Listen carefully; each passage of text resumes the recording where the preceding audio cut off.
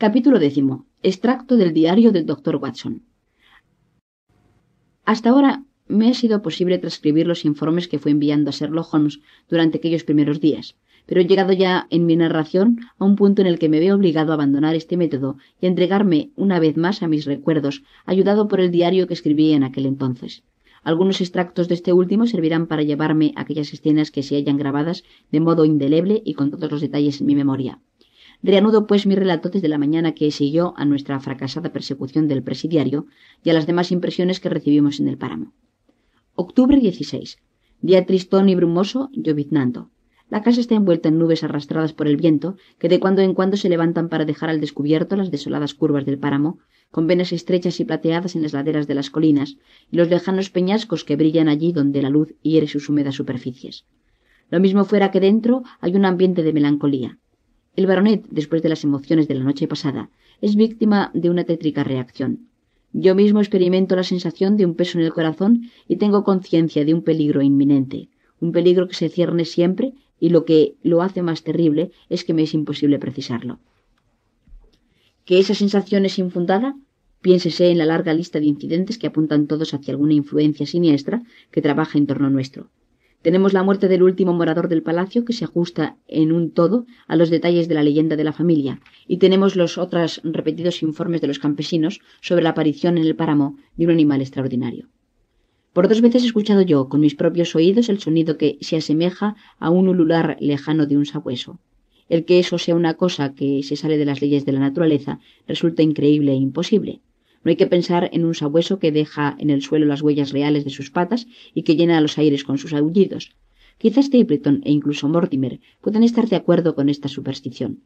Pero si yo tengo realmente alguna de las cualidades que existen en el mundo, es la del sentido común, y no habrá nada que me pueda llevar a creer en cosa semejante. Hacerlo equivaldría a rebajarme al nivel de estos pobres campesinos que no solo no se contentan con un perro infernal, sino que lo describen echando fuego de infierno por su boca y por sus ojos. Holmes no prestaría oídos ni por un momento a tales fantasías, y yo soy su agente. Pero hechos son hechos, y yo he oído por 2 veces su ulular en el páramo. Supongamos que hubiese verdaderamente algún sabueso gigantesco suelto por ahí. Con ello habríamos andado mucho en el camino de explicar los hechos todos, pero ¿dónde podrá estar oculto ese sabueso? ¿Cómo se procura el alimento? ¿De dónde vino? ¿Cómo es que nadie lo ha visto durante las horas del día? Preciso es confesar que esta explicación por causas naturales presenta casi todas las dificultades como la otra. Y aparte del sabueso siempre quedaría la realidad de la intervención del factor humano en Londres, el hombre del coche de alquiler y la carta que puso en guardia a Sir Enrique contra el páramo. Esto por lo menos era una realidad, aunque bien pudiera ser otra de un amigo protector, lo mismo que la de un enemigo. ¿Dónde se encontraba ahora aquel amigo o enemigo? ¿Se había quedado en Londres o nos había seguido hasta aquí? ¿Sería quizá el desconocido al que yo había visto encima del peñasco? Cierto que solo pude verlo un instante, pero hay cosas que yo sería capaz de declarar bajo juramento. Ese hombre no es ninguno de los que yo he conocido aquí, y ahora conozco a todos cuantos viven por estas regiones. Su figura resultaba mucho más alta que la de Stapleton y mucho más delgada que la de Frankland. Pudiera ser Barrymore, pero lo habíamos dejado en el palacio y estoy seguro de que no hubiera podido seguirnos. Tenemos, pues, que un desconocido continúa siguiéndonos los pasos de la misma manera que un extranjero nos lo siguió en Londres. No hemos conseguido en ningún momento sacudírnoslo de encima. Si yo lograra echarle el guante a ese hombre, quizá entonces nos viéramos al cabo de nuestras dificultades. A este propósito es al que ahora tengo que dedicar todas mis energías. Mi primer impulso fue el de poner a Sir Enrique al corriente de todos mis proyectos. El segundo y el más prudente fue el de jugar mis cartas yo solo y hablar lo menos posible con nadie del asunto. Sir Enrique permanece callado y distraído. El ladrido que oyó en el páramo ha sacudido sus nervios de un modo extraordinario. Nada, pues le diré que pueda aumentar sus ansiedades, pero daré los pasos necesarios para llegar a la finalidad que persigo. Esta mañana, después del desayuno, tuvimos una pequeña escena. Barrymore pidió venia para hablar con Sir Enrique y ambos permanecieron un corto espacio de tiempo encerrados en el estudio. Yo, que continué sentado en la sala de billares, oí varias veces que sus palabras subían de tono y me imaginé con bastante seguridad el tema de su discusión. Al cabo de un rato, el baronet abrió la puerta y me llamó. Barrymore opina que se le ha dado un motivo de queja, me dijo. Opina que no ha sido noble el que hayamos perseguido a su cuñado, desde el momento en que, por su libre voluntad, nos haya puesto al corriente del secreto. El despensero, muy pálido, pero muy respetuoso, estaba en pie delante de nosotros y dijo: Quizá me he expresado con demasiado acaloramiento, señor, y si es así le suplico desde luego que me perdone. Al propio tiempo, quedé muy sorprendido al oírles regresar de madrugada, y cuando me enteré de que habían perseguido a Selden. Con bastante tiene que luchar el pobre hombre sin que yo lance a más personas sobre sus huellas. La cosa habría sido diferente si usted nos hubiese comunicado el secreto por su libre voluntad, dijo el baronet. Usted nos dijo únicamente, o mejor dicho, nos lo dijo su mujer cuando le obligamos a ello y no podían hacer otra cosa. No supuse que usted se iba a aprovechar de ello, Sir Enrique, de verdad que no lo pensé. Ese hombre constituye un peligro público. Hay por el páramo casas aisladas y él es persona que no se detiene ante nada. Para convencerse de ello basta con echar un vistazo a su cara. Piense, por ejemplo, en la casa del señor Stapleton, que no tiene otro defensor que él. Nadie podrá estar seguro hasta que ese hombre no se vea otra vez bajo llave y cerrojo. No asaltará ninguna casa, señor. Sobre eso le doy a usted mi palabra solemne. Y no volverá a molestar a nadie en este país. Le aseguro a usted, Sir Enrique, que de aquí a pocos días se habrán tomado todas las medidas necesarias y que se encontrará camino de Sudamérica. Por amor de Dios, señor, yo le suplico que no ponga usted en conocimiento de la policía que él se encuentra todavía en el páramo. Han dado ya por terminada la persecución y puede permanecer tranquilo en el páramo hasta que llegue el momento de embarcar. No podría usted hablar de él sin meternos en dificultades a mi esposa y a mí. Le suplico, señor, que nada comunique a la policía. ¿Qué dice usted a eso, Watson? Yo me encogí de hombros. Si ese hombre se viese fuera de nuestro país, los contribuyentes se verían libres de una carga. ¿Y qué me dice usted de las probabilidades de que asalte a alguien antes de que se marche? No hará locura semejante, señor. Nosotros le hemos provisto de todo cuanto puede necesitar. El cometer un crimen sería lo mismo que descubrir dónde se oculta él. —¿Es cierto? —dijo Sir Enrique. —Bien, está bien, Barrymore. —Que Dios le bendiga a usted, señor, y gracias con todo mi corazón. Habría sido un golpe de muerte para mi mujer el que le hubiesen echado otra vez la mano. Me imagino, Watson, que nos estamos haciendo cómplices y ocultadores de un delito, ¿no es cierto? Pero yo no me sentiría con fuerzas, después de lo que hemos oído, para entregar a ese hombre, de modo que no se hable más del asunto. Perfectamente, Barrymore, puede usted retirarse. Este pronunció algunas palabras entrecortadas de gratitud. Se dio media vuelta y fue a retirarse, pero se quedó vacilando y luego volvió sobre sus pasos. Señor, ha sido tan bondadoso conmigo que yo a mi vez quisiera hacer un favor a usted. Hay una cosa que yo sé, Sir Enrique, y que quizá debiera habérsela dicho antes, pero lo cierto es que la averigüé mucho después de realizarse la investigación judicial. Hasta ahora no he hecho ni una sola palabra, ni he dicho nada a nadie, acerca de la misma a ningún ser viviente. Se refiere a la muerte del pobre Sir Charles. Aquellas palabras hicieron que el baronet y yo nos pusiéramos a un tiempo en pie. ¿Usted sabe cómo murió? No, no, señor, eso no lo sé. ¿Qué sabe usted entonces? Yo sé que se hallaba esa hora en la puerta barrera. Esperaba allí a una mujer. ¿Que esperaba a una mujer? ¿Él? Sí, señor. ¿Cómo se llama esa mujer? El nombre lo ignoro, señor, pero puede dar usted sus iniciales. Son L.L. ¿Cómo sabe usted eso, Barrymore? Verá usted, Sir Enrique. El tío de usted recibió aquella mañana una carta. De ordinario recibía muchas porque era un hombre popular y muy conocido por su bondadoso corazón, por cuyo motivo todos cuantos se veían en alguna dificultad recorrían a él. Pero aquella mañana dio la casualidad de que solo recibió esa carta, y ello fue motivo de que yo reparase más en ella. Procedía de Convict Trace y el sobre estaba escrito con letra de mujer. ¿Qué más? No volví a pensar en la carta. Y nunca más habría pensado en ella de no haber sido por mi mujer. Hará unas semanas estaba ella limpiando el despacho de Sir Charles, que no había sido tocado para nada desde el fallecimiento, y encontró restos de una carta quemada en la parte trasera de la rejilla de la chimenea. La mayor parte de la carta había quedado chamuscada, pero una pequeña tira de papel de la página estaba aún entera, aunque quemada, y podía leerse lo que en ella estaba escrito, si bien la escritura resultaba gris sobre un fondo negro. Nos pareció que era una postdata, pues al final de la carta decía así: por favor, puesto que usted es un caballero, queme esta carta y acuda a las 10 de la noche a la puerta barrera. Debajo estaba firmada con las iniciales L.L. ¿Conserva usted esa tira de papel? No, señor, porque se deshizo en pedacitos después de que la retiramos de donde estaba. ¿Y Sir Charles no recibió otra carta de la misma letra?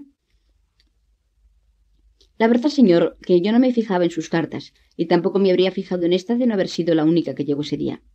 ¿No tiene usted idea de quién pueda ser L.L.? Pues no, señor, no la tengo más de lo que usted pueda tenerla. pero creo que si lográramos dar con esa señora, sabríamos más de lo que sabemos acerca de la muerte de Sir Charles. No alcanzo a comprender, Barrymore, cómo ha podido usted ocultar este dato importante. Verá usted, señor, fue inmediatamente después de esto cuando nos ocurrió a nosotros nuestra dificultad.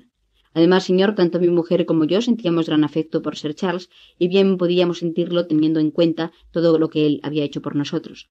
El remover este asunto en nada habría favorecido a nuestro pobre señor, y conviene andarse con mucho tiento, siempre que hay una dama envuelta en el asunto.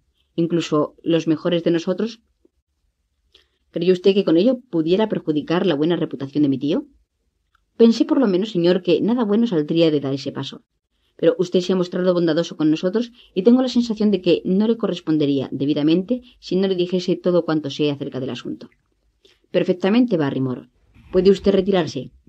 Una vez que el despensero nos dejó a solas, Sir Enrique se volvió hacia mí. ¿Qué piensa usted de esto, Watson? De este nuevo esclarecimiento. Yo creo que ha expresado la oscuridad más de lo que estaba. También yo lo pienso.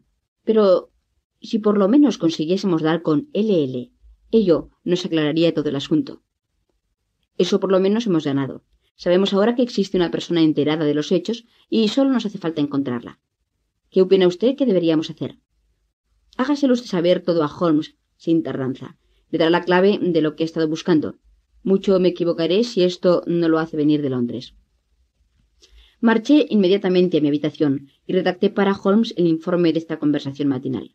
Era para mí evidente que en los últimos tiempos habrían dado con mucho trabajo porque las cartas por mí recibidas de Baker Street eran pocas y breves y sin comentarios sobre los informes que yo había suministrado, e incluso sin referencia apenas de la misión mía.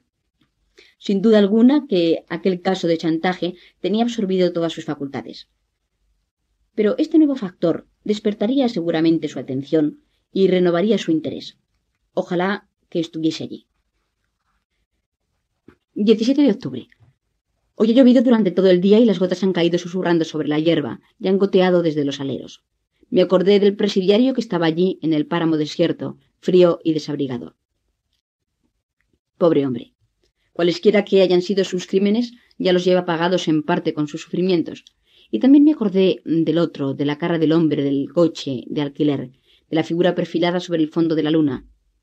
¿Se hallaba también en medio de aquel diluvio el acechador invisible, el hombre de la oscuridad? Al llegar la noche me vestí con mi impermeable y caminé hasta muy lejos por el páramo empapado de agua. Marchaba lleno de sombrías imaginaciones, la lluvia me golpeaba en la cara y el viento me silbaba en los oídos. Que Dios les valga a quienes en este momento se pierdan por la gran ciénaga, porque incluso la meseta de tierra firme se está convirtiendo en tremedales. Llegué al peñasco negro, encima del cual había visto yo al centinela solitario, y desde su cima abrupta contemplé el panorama de las melancólicas tierras bajas. Ráfagas de lluvia cruzaban por encima de sus tierras de color rojizo, y las nubes pesadas y de color de pizarra flotaban muy bajas sobre el paisaje, arrastrando guirnaldas grises por las laderas de unas fantásticas colinas. Las dos torres esbeltas del palacio de Baskerville levantábanse por encima de los árboles en la lejanía hondonada de la izquierda, medio ocultas por la bruma. Eran ellas las únicas señales de vida humana que yo descubría, con excepción únicamente de aquellas chozas prehistóricas que se apelotonaban en las laderas de las colinas. Por ninguna parte se descubría rastro alguno de aquel hombre solitario al que 2 noches antes había visto en el mismo lugar. Durante el regreso me vi alcanzado por el doctor Mortimer, que guiaba su cochecillo por el espero sendero de la Paramera, en dirección de la granja de la ciénaga siniestra. El doctor ha sido muy atento con nosotros y apenas se ha transcurrido un solo día sin que él haya venido al palacio para enterarse de cómo lo pasábamos. Al encontrarme ahora, insistió en que subiese su cochecillo para llevarme un trecho camino de casa. Lo encontré muy disgustado con la desaparición de su pequeño perro de aguas. Este se había metido por el páramo y ya no había vuelto. Lo consolé lo mejor que pude, pero pensé en el caballito de la ciénaga de Crippen y no creo que el doctor vuelva a ver a su perrito. A propósito, Mortimer, le dije mientras el coche avanzaba saltando por el áspero camino. Me imagino que serán pocas las personas que viven dentro de un radio al que pueda llegarse en el coche y a las que usted no conozca. Creo que no habrá ninguna.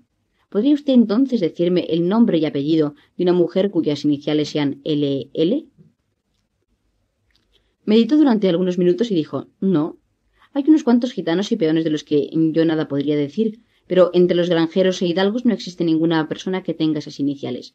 Sin embargo, espere un momento. agregó después de una pausa. Tenemos a Laura Lyons. Sus iniciales son LL, pero vive en Comby Tracy. ¿Quién es ella?, pregunté. Es hija de Frankland. ¿Cómo? ¿Del cascarrabias de Frankland? De ese mismo. Ella se casó con un artista de apellido Lyons, que vino a hacer unos bocetos en el páramo. Resultó ser un canalla y la abandonó.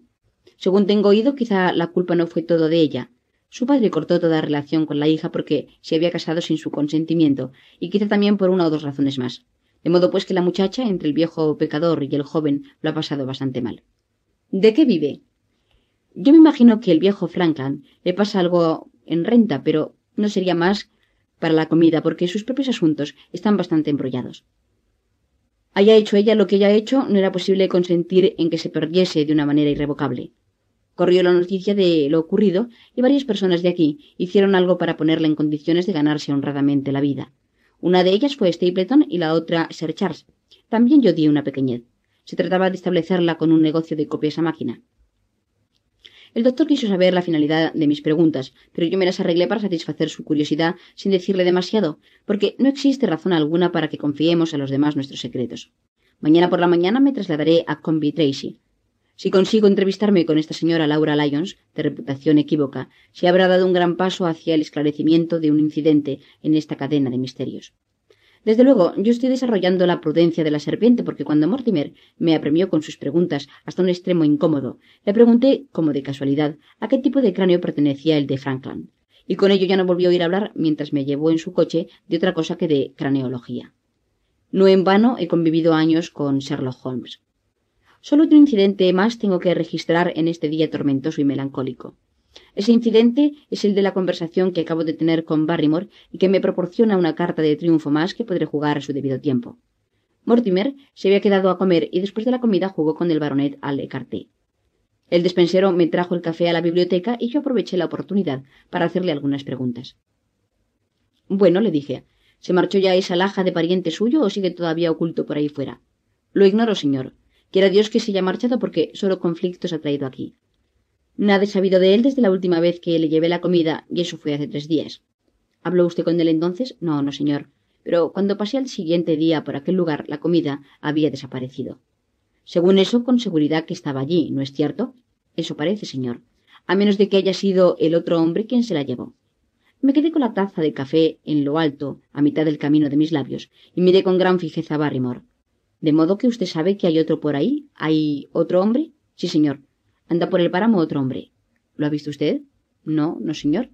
¿Cómo entonces tiene usted noticias de él? Selden me lo contó hace cosa de una semana o algo más. También él se esconde, pero no se trata de un presidiario, por lo que yo deduzco. Doctor Watson, esto no me gusta. Le digo a usted sin rodeo, señor, que esto no me gusta. Barrymore se expresó con súbito arrebato de ansiedad. Escúcheme, Barrymore. Yo no llevo en este asunto otro interés que el de su amo. He venido con el único objeto de ayudarle. Dígame con franqueza qué es lo que no le gusta. Barrymore vaciló un instante como si lamentase su hablar impetuoso o como si le resultase difícil expresar en palabras lo que sentía. Me refiero a todas estas cosas que ocurren, señor, exclamó por último con un vaivén de su mano en dirección a la ventana que da al páramo y que azota ahora la lluvia. Alguien juega sucio, se está cociendo alguna negra canallada, yo lo juraría. Cuánto me alegraría yo, señor, de ver a Sir Enrique camino otra vez de Londres. ¿Pero qué es lo que le produce a usted tanta alarma? Piense usted en la muerte de Sir Charles. A pesar de todo cuanto dijo el juez investigador, esa muerte metió mala espina. Fíjese en esos ruidos que se oyen de noche en el páramo. No hay hombre capaz de cruzarlo después de la puesta de sol, ni aunque le diesen dinero por ello. Fíjese en ese desconocido que se oculta por ahí, acechando y esperando. ¿Qué es lo que espera? ¿Qué significa todo esto? No significa nada bueno para nadie que lleve el apellido de Baskerville, y muy gustoso lo abandonaré todo el día en que la nueva servidumbre de Sir Enrique esté dispuesta para hacerse cargo del palacio. Pero hablemos de ese desconocido, dije yo. ¿Puede usted decirme algo acerca de ese hombre? ¿Qué es lo que Selden le contó? ¿Descubrió éste en qué lugar se oculta el desconocido o lo que hace? Selden lo vio 1 o 2 veces, pero el desconocido es un hombre astuto y no suelta prenda. Al principio creyó Selden que era de la policía, pero no tardó en descubrir que el hombre se trae algún negocio propio suyo. Por lo que Selden pudo ver, se trata de un caballero, pero no logró descubrir lo que se trae entre manos. ¿Y dónde le dijo que vivía? Entre las viejas chozas de las laderas. Me refiero a las chozas de piedra en las que vivían las gentes de antaño. ¿Y cómo se las arreglará para comer? Selden logró descubrir que el desconocido dispone de un mozalbete que trabaja para él y que le lleva todo cuanto necesita. Yo me imagino que compra sus cosas en Conby Tracy. Muy bien, Barrymore. Quizá volvamos a tratar del asunto en otro momento.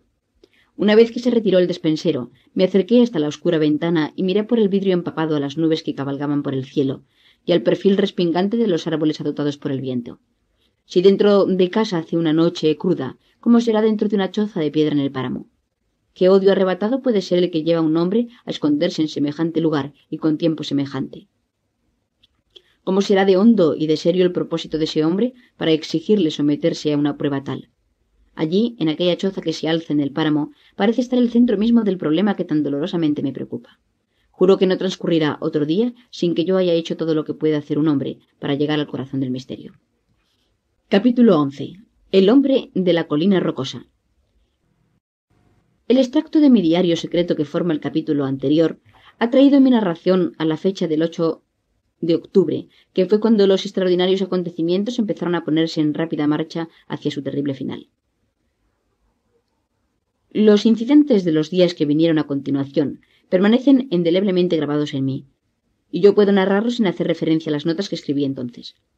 Empiezo, pues, desde el día en que siguió aquel en que yo dejé establecidos dos hechos de grandes importancias, a saber, que la señora Laura Lyons, de Conby Tracy, había escrito a Sir Charles Baskerville y que le había dado cita en el mismo lugar y hora en que encontró su muerte, y el otro que al hombre que se escondía en el páramo había que buscarlo entre las chozas de piedra de la ladera de una colina. Con estos dos hechos reales en poder mío, tuve la sensación de que si no lograba arrojar mayor luz sobre esos puntos oscuros, sería por falta de inteligencia o de valor. No tuve la noche anterior oportunidad de informar al baronet de lo que había averiguado acerca de la señora Lyons, porque el doctor Mortimer estuvo jugando a las cartas con él hasta hora muy avanzada. Sin embargo, a la hora del desayuno, lo puse al corriente de mi descubrimiento y le pregunté si le importaría acompañarme a Conby Tracy. Al principio se manifestó muy deseoso de ir, pero pensándolo mejor, nos pareció a los dos que si yo marchaba solo, quizá los resultados fuesen mejores. Cuanto más solemnidad diésemos a la visita, menor sería la información que conseguiríamos. Por tanto, dejé en casa a Sir Enrique, no sin ciertos pellizcos de conciencia, y salí en coche a mi nueva encuesta. Cuando llegué a Conby Tracy, le dije a Perkins que detuviera los caballos, y yo hice averiguaciones acerca de la señora a la que deseaba interrogar.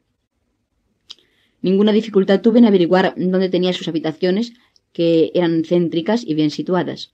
Una doncella me hizo pasar sin ninguna ceremonia, y cuando yo entré en la sala, una señora que estaba sentada delante de una máquina de escribir, Remington, se puso en pie con una simpática sonrisa de bienvenida. Sin embargo, decayó esa animación al ver que yo era una persona forastera. Entonces volvió a sentarse y me preguntó cuál era el objeto de mi visita. La impresión primera que me produjo la señora Lyons fue que se trataba de una mujer de extremada belleza. Sus ojos y sus cabellos eran de la misma viva tonalidad, color avellana. Sus mejillas, aunque con muchas pecas, estaban animadas de la lozanía exquisita, de la tez de las mujeres morenas, del delicado matiz rojizo que se esconde en el fondo mismo del color rosa anaranjado. Repito que la primera impresión fue de admiración, pero la segunda fue de examen crítico. Había en aquella cara un algo sutilmente torcido, una cierta rudeza de expresión, algo de dureza quizá en la mirada, una flojedad en los labios que estropeaban sus perfectas bellezas. Sin embargo, todas estas consideraciones fueron posteriores. En el momento solo tuve conciencia de hallarme delante de una mujer bellísima y de que ella me preguntaba las razones de mi visita. Hasta aquel momento yo no había comprendido por completo lo delicadísimo de la misión que allí me llevaba. «Tengo el gusto de tratarme con el padre de usted», le dije. Esta presentación era torpe, y aquella mujer me la dio a entender diciéndome: «Entre mi padre y yo no hay nada de común. Nada le debo y son sus amigos los que me han ayudado. Si no hubiera sido por el difunto Sir Charles Baskerville y por algún otro corazón bondadoso, yo habría pasado hambre sin que mi padre se preocupase por ello. Precisamente he venido a visitar a usted a propósito del difunto Sir Charles Baskerville». Las pecas adquirieron mayor relieve en la cara de aquella mujer.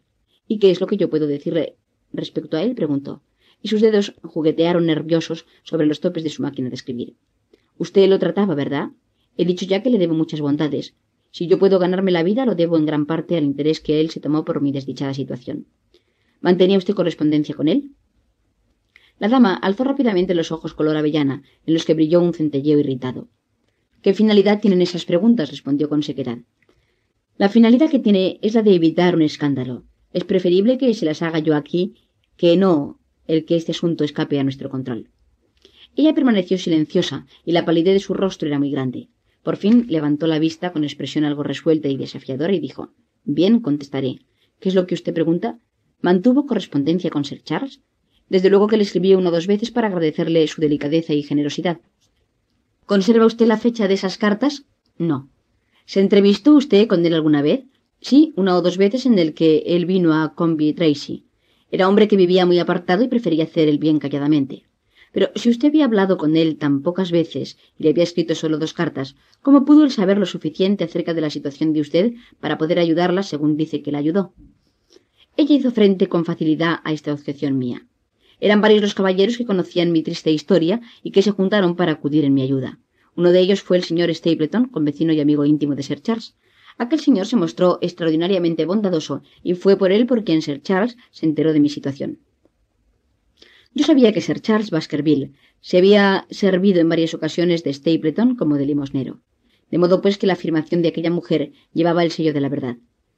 ¿Escribió usted alguna vez a Sir Charles pidiéndole que se entrevistase con usted?, proseguí. La señora Lyons volvió a sonrojarse de cólera. «Señor, la verdad es que esta es una pregunta muy extraordinaria. Me duele, señora, pero no tengo más remedio que repetirla. Pues entonces contestaré desde luego que no». «¿No le citó el mismo día en que murió Sir Charles?» El color de la cara se apagó en un instante, y la que tenía ante mí se volvió de una palidez mortal.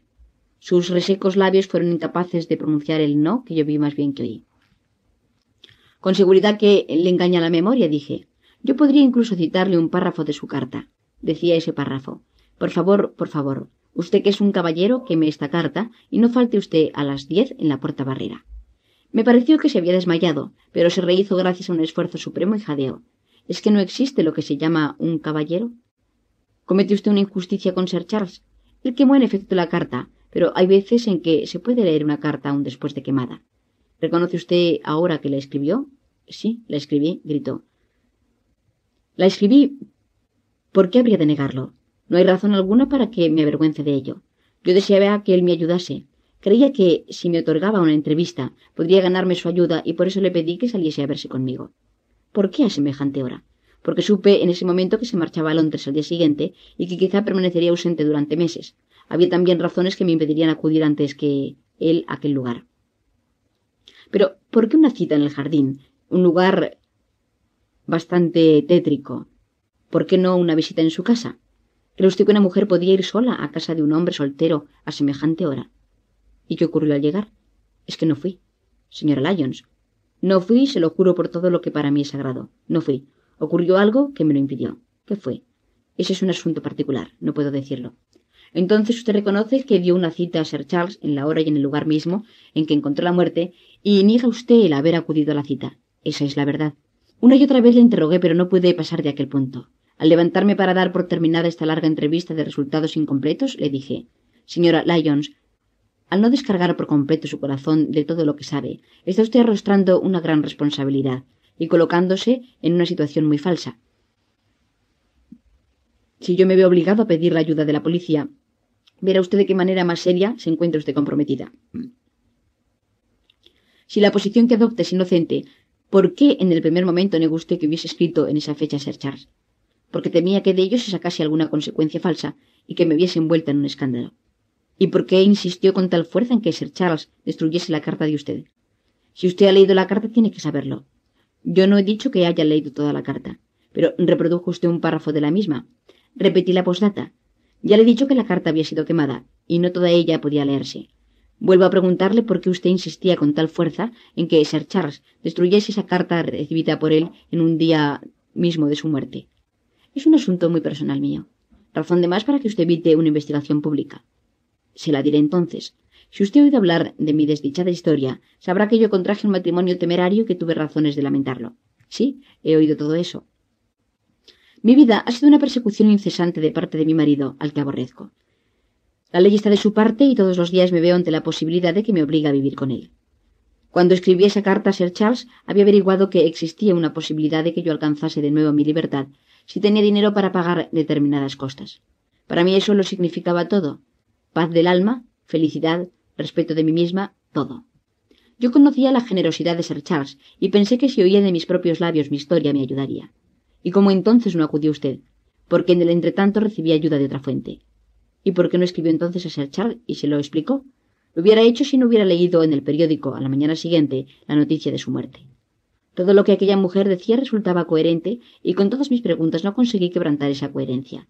La única manera que yo tenía de comprobarlo era averiguar si, en efecto, había iniciado demanda de divorcio contra su esposo o alrededor del momento en que ocurrió la tragedia. Era improbable que ella se atreviese a afirmar que no había ido al Palacio Baskerville si era verdad que había ido, porque en ese caso su ida allí solo habría sido una trampa y no habría podido regresar a Coombe Tracey hasta las primeras horas de la mañana.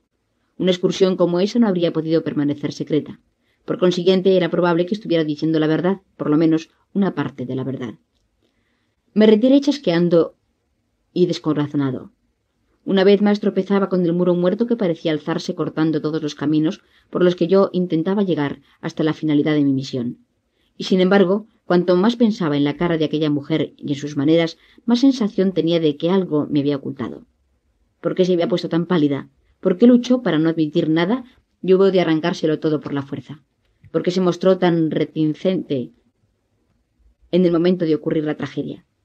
Desde luego, no era posible que la explicación de todo eso fuese tan inocente como ella quería hacérmelo creer. De momento, yo no podía progresar en esa dirección.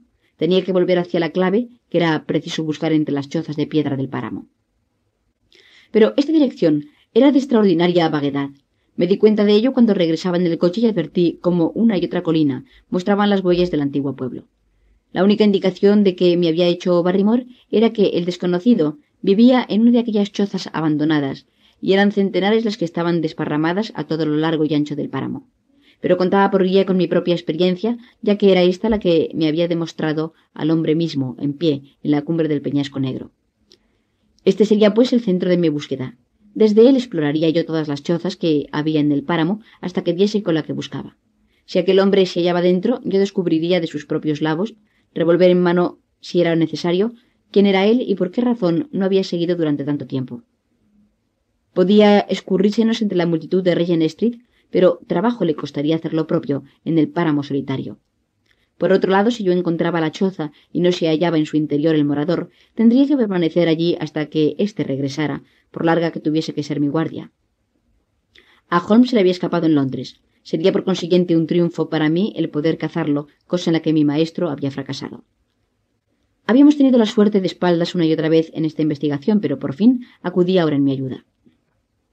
El mensajero de la buena suerte no fue otro que el señor Frankland, que estaba en pie con su bigote blanco y su cara rubicunda, a la parte de afuera de la puerta de su jardín, que daba a la carretera por la que yo viajaba. «Buenos días, doctor Watson», me gritó con un buen humor desacostumbrado. «Tiene usted necesidad de dar un descanso a sus caballos y debe entrar en mi casa para beber un vaso de vino conmigo y para felicitarme». Los sentimientos que yo experimentaba hacia él no tenían nada de amistosos desde que me había enterado del trato que diera su hija. Pero yo tenía gran interés en enviar a casa a Perkins y al cochecillo, y esta era una buena oportunidad. Me apeé y envié un mensaje a Sir Enrique anunciándole que iría a pie y que llegaría para la cena. Después de lo cual seguí a Frankland, que me llevó al comedor de su casa. «Gran día el de hoy para mí, señor. Es uno de los días de mi vida en que hay que inscribir con letras rojas», exclamó entre grandes glogloteos de risa. «Hoy he conseguido un triunfo doble. Quiero enseñarles a todos en esta región que la ley es la ley y que aquí estoy yo que no temo invocarla. He logrado establecer un derecho de pasaje al través del centro del viejo parque de Midleon en línea recta y de parte a parte, señor, a menos de un centenar de yardas de su misma puerta delantera. ¿Qué me dice usted de eso? Vamos a enseñarles a esos magnates que no pueden cabalgar mal calzados pateando los derechos de la gente del común. Que Dios los confunda. Y he cerrado el bosque que la gente de Fairworthy acostumbraba a emplear para sus excursiones. Estos condenados individuos piensan, por lo visto, que no existe el derecho de propiedad y que pueden congregarse donde bien les parece, tirando papeles y botellas. Ambos pleitos han sido sentenciados, doctor Watson, y lo han sido a favor mío. Día como hoy no lo he tenido desde que hice condenar por allanamiento a Sir Juan Morland, porque cazaba en su propio coto. ¿Y cómo diablos logró usted eso? Léalo en los libros, señor. Se gana mucho leyendo Frankland contra Morland en el Tribunal Supremo. Las costas que tuve que pagar ascendieron a 200 libras, pero conseguí sentencia a mi favor. ¿Y qué ganó usted con ello? Nada, señor, nada. Declaro con orgullo que ningún interés tenía yo en el asunto. Yo actúo únicamente movido de un sentimiento del deber público. Estoy seguro, por ejemplo, de que los habitantes de Fairworthy me quemarán esta noche en efigie. La última vez que lo hicieron yo le puse en conocimiento de la policía para que ésta cortase tan desdichados espectáculos. La policía del distrito, señor, se halla en una situación que es un escándalo y no me ha otorgado la protección a que yo tengo derecho. El pleito de Frankland contra Regina llevará ese asunto a la consideración del público. Les dije que tendrían que arrepentirse del trato que me daban y mis palabras han salido ya ciertas. ¿Cómo es así?, le pregunté. El anciano hizo una mueca muy intencionada. Porque yo podría decirles algo que ellos se mueren por saber, pero no habrá nada que me induzca a ayudar de ninguna manera a esos bribones. Yo andaba buscando alguna excusa que me permitiera librarme de su charlatanería, pero al oír aquello me entraron ganas de seguir escuchándole. Conocía entonces lo suficiente el espíritu de contradicción del viejo pecador para comprender que el modo más seguro de cortar sus confidencias era el de dar muestras de no interesarse por ellas. ¿Algún caso de cazador furtivo, no es así?, le pregunté con aire de indiferencia. Ajaja, muchacho, se trata de algo mucho más importante que eso. ¿Qué me diría usted si se tratase del presidiario que anda por el páramo? Yo di un respingo y exclamé: ¿no irá usted a decirme que sabe el lugar en que se encuentra? Quizá no sepa con exactitud el lugar en que se encuentra, pero tengo la completa seguridad de que podría ayudar a la policía a echarle el guante. ¿No se le ha ocurrido nunca pensar que el modo de atrapar a ese hombre sería el descubrir de dónde se proporcionan los alimentos, porque esa huella llevaría hasta él? Desde luego aquel hombre se acercaba incómodamente a la verdad y yo le dije: sin duda alguna, pero ¿cómo le consta a usted que tal individuo se encuentra con alguna parte del páramo? Lo sé porque he visto con mis propios ojos el mensajero que le lleva la comida. Me dio un vuelco el corazón pensando en Barrymore. Era cosa peligrosa el estar en poder de este rencoroso método. Pero lo que dijo a continuación me quitó un peso del alma. Le sorprenderá si le digo que quien lleva a las comidas es un muchacho. Yo lo veo todos los días a través del telescopio que tengo encima del tejado. El muchacho cruza por el mismo camino a la misma hora y en busca de quién puede ir si no es en busca del presidiario. Esto sí que era una buena suerte, pero con todo no demostré el menor interés. Un muchacho. Barrymore me había dicho que nuestro desconocido era aprovisionado por un muchacho. Frankland había tropezado con su huella y no con la del presidiario. Si yo conseguía enterarme de lo que él sabía, me ahorraría una caza larga y fatigosa. Pero la incredulidad y la indiferencia eran sin duda alguna mis cartas de triunfo. Yo diría que es mucho más probable que ese muchacho sea el hijo de alguno de los pastores del páramo que lleva la comida a su padre. El más ligero indicio de llevarle la contraria bastaba para arrancar chispas del viejo autócrata. Me miró con ojos malignos y sus bigotes blancos se encresparon como los de un gato irritado. «Con que sí, dijo señalando con el dedo hacia el páramo dilatado. ¿Ve usted el peñasco negro más allá? ¿Y ve usted aquella colina de poca altura que se alza más allá todavía y que tiene en su cima un matorral? Esa es la parte más pedregosa de todo el páramo. ¿Le parece a usted lugar para que un pastor haga allí alto? Lo que usted ha sugerido, señor, es de lo más absurdo. Le contesté mansamente que yo había hablado sin estar al corriente de la realidad. Mi sumisión le agradó y lo llevó a nuevas confidencias. Puede tener usted la seguridad, señor, de que antes de formar opinión he tanteado bien el terreno. He visto una y otra vez al muchacho con un paquete, todos los días, y en ocasiones 2 veces en el mismo día. He podido ver... Pero espere un momento, doctor Watson. ¿Me engaña la vista o se mueve ahora mismo algo por aquella ladera? La ladera estaba a varias millas de distancia, pero yo pude ver claramente un pequeño punto negro sobre el fondo verde apagado y blanco. «Venga, señor, venga», exclamó Frankland, echando a correr escaleras arriba. «Lo verá con sus propios ojos y juzgará por sí mismo». El telescopio, formidable instrumento montado sobre un trípode, estaba colocado en las chapas horizontales de zinc. Frankland aplicó el ojo y lanzó un grito satisfecho. «Dese prisa, doctor Watson, dese prisa, antes que desaparezca al otro lado de la cima de la colina». No había duda, allí estaba. Era un muchacho pequeño que llevaba al hombro un paquete que subía lentamente colina arriba. Cuando alcanzó la cresta pude ver la figura harapienta y torpona, silueteada durante un instante sobre el frío azul del firmamento.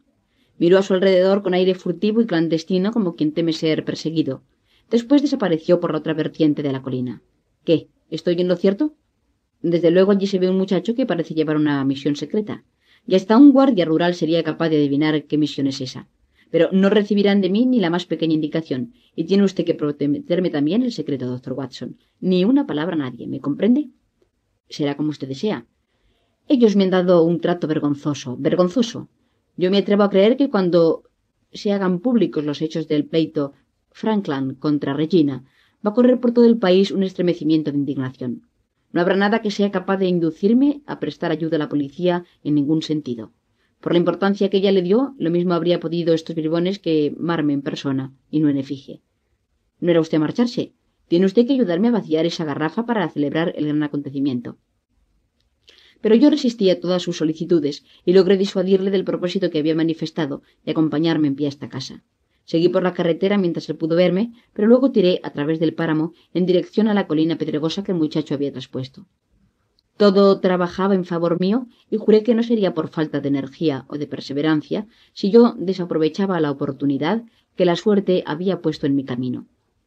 Cuando alcancé la cumbre de la colina, ya el sol se había puesto y las largas cuestas que había debajo de mí eran por un lado de un verdor dorado y de un gris oscuro por el otro. En la línea más lejana del horizonte flotaba inmóvil la neblina y de ella surgían, como lanzadas, las formas fantásticas de Belliver y de la Peña de la Zorra. En toda la inmensa extensión no se advertía ni un ruido ni un movimiento.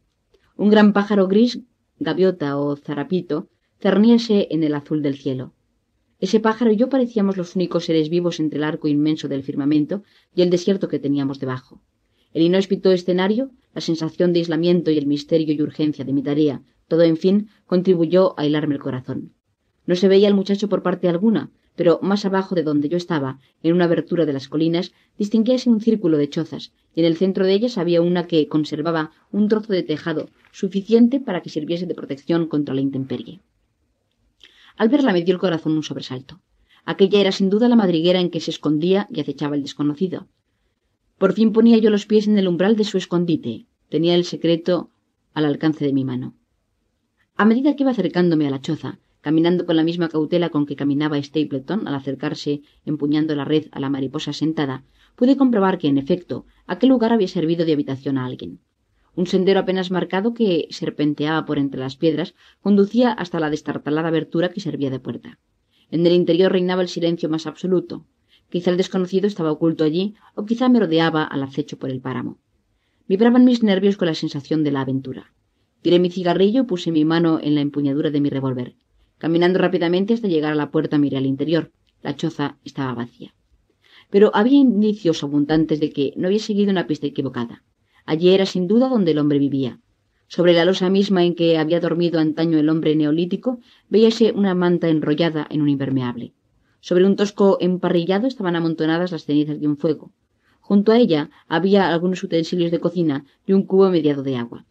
La abundancia de latas vacías demostraba que el lugar llevaba ya algún tiempo habitado, y conforme mis ojos se fueron habituando a los contrastes de la luz distinguí en un rincón una sartén pequeña y una botella de alcohol a medio llenar. Una piedra lisa colocada en el centro de la choza hacía de mesa y encima de ella veíase un pequeño envoltorio, el mismo sin duda que yo había visto con el telescopio encima del hombro del muchacho. Contenía una hogaza de pan, una lengua enlatada y 2 latas de melocotones en conserva. Al volver a colocarlo encima de la piedra después de haberlo examinado, me dio un vuelco el corazón porque vi debajo un papel en el que había escrito: «El doctor Watson ha venido a Conby Tracy». Me quedé un momento con el papel en las manos, meditando el significado del breve mensaje. De modo que a quien el hombre misterioso seguía era a mí y no a Sir Enrique. Quizá no me había seguido él mismo, pero había enviado un agente suyo, quizá el muchacho, para que me siguiese la pista, y este era el informe. Que no había dado yo un solo paso desde que llegué al páramo que no hubiera visto, observado y comunicado era seguro.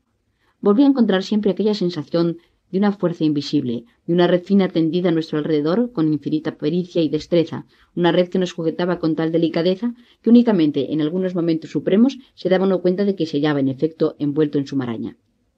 Puesto que había un informe, bien podía haber varios. Los busqué, pues, por la choza. No hallé, sin embargo, rastro alguno de mensajes, ni conseguí descubrir señal alguna que pudiera indicarme el carácter o las intenciones del hombre que vivía en tan extraño lugar, salvo que debía de ser de costumbres espartanas y de que se le daban muy poco las comodidades de la vida. Al pensar en las fuertes lluvias y mirar el techo lleno de bocas, comprendí lo firme e inmutable que tenía que ser el propósito que tenía aquel hombre, puesto que lo mantenía en tan inhóspito refugio. ¿Era el nuestro malintencionado enemigo, o era por casualidad nuestro ángel guardián? Juré no abandonar aquella choza hasta tenerlo averiguado. A cielo raso, el sol se hundía ya en el horizonte, y la línea del oeste ardía en escarlata y oro. Las lejanas lagunas que había trechos en la gran ciénaga de Gripen reflejaban y se devolvían en manchones rojizos de ese brillo. Veíanse los dos torres del palacio de Baskerville y una mancha lejana y borrosa de humo señalaba la situación de la aldea de Gripen.